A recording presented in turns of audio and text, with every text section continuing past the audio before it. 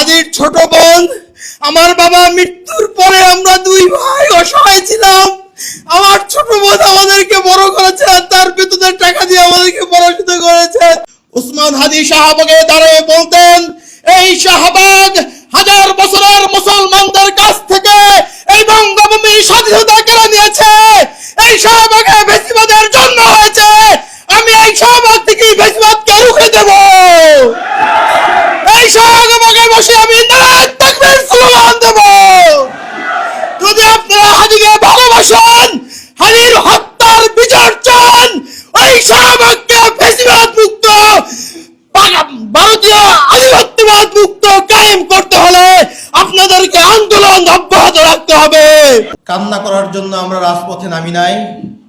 শহীদ ওসমান হাদি যখন জুলাই আন্দোলনে অংশগ্রহণ করে তার ওয়াইফ সন্তান সম্পা ছিলেন,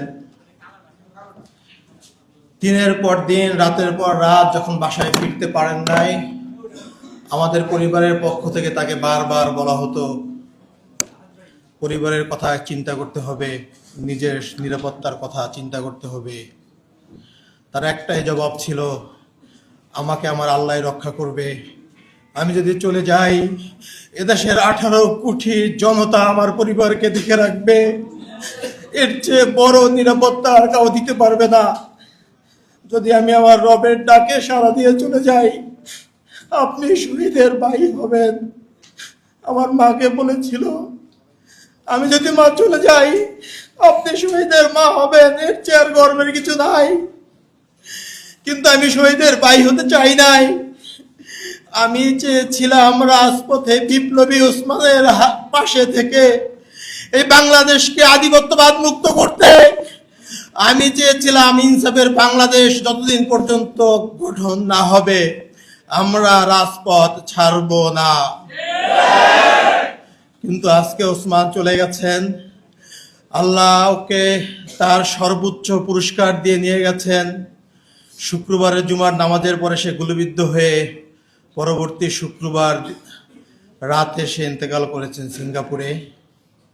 আমাদের পরিবার, ইনকলাব মঞ্চের ভাই ব্রাদাররা আমরা ঘটনার আকস্মিকতায় ধুমড়ে মুচড়ে গেছি। আমরা এখনো স্বাভাবিক জীবনে ফিরতে পারি নাই।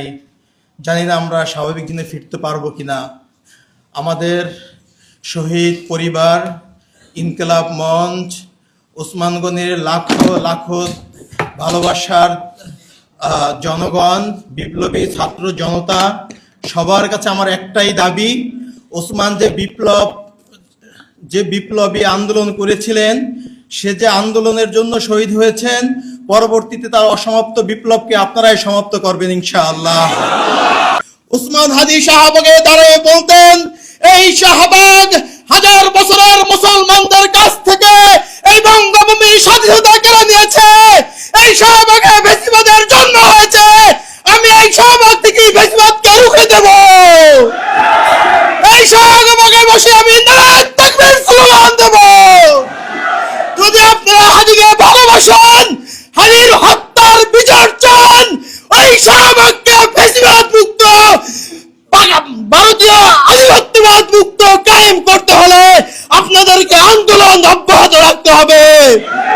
আমরা ওসমান হাদির পক্ষ থেকে কোনো পারিবারিক আর্থিক সহযোগিতা চাই না, কোনো অনুদান চাই না। শুধু একটাই চাই, ওসমান হাদির অসমাপ্ত বিপ্লবকে আপনারা সমাপ্ত করবেন।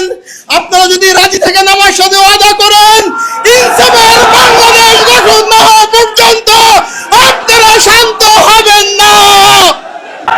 আমি আমার বক্তৃতা শেষ করছি।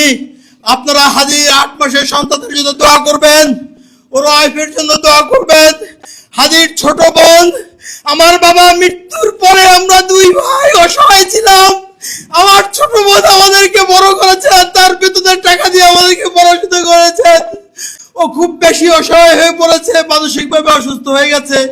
খাস করে ওর জন্য আপনারা দোয়া করবেন। আল্লাহ আপনাদেরকে ওসমানের স্বপ্নকে বাস্তবায়ন করার তৌফিক দান করুক।